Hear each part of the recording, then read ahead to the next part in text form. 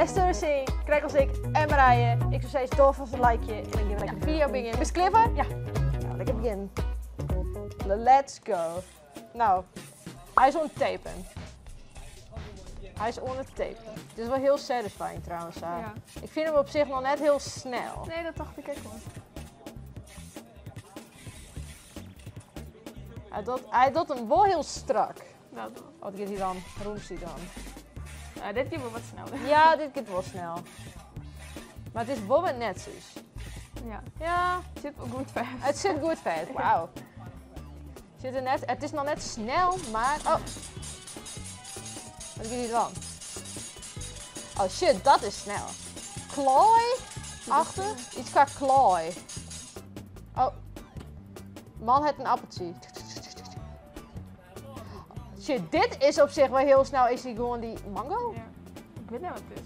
Mango, Ik ben er bang dat fruitachtig hij zichzelf iets? snijdt of zo. Is dat? Ook dat. Ah, oh. Hij gaat tacos, maatje. Tacos?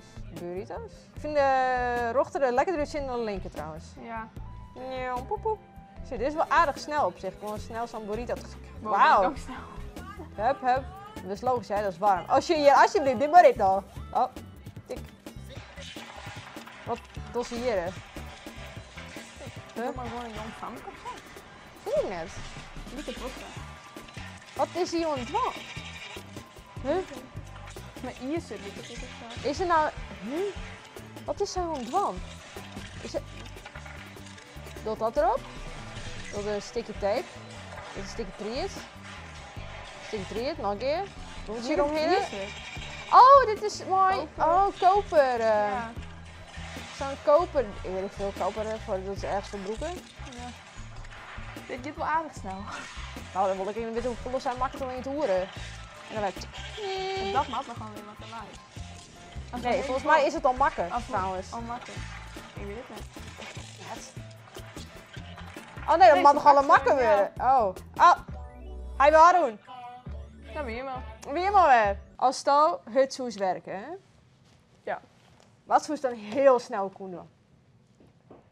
Ik eigenlijk niet. Nee? Nee. Ik zou op zich wel... Als dat bijvoorbeeld de strittenmast lezen of zo, weet je wel? En dan is ook Ja, clear. dat is wel...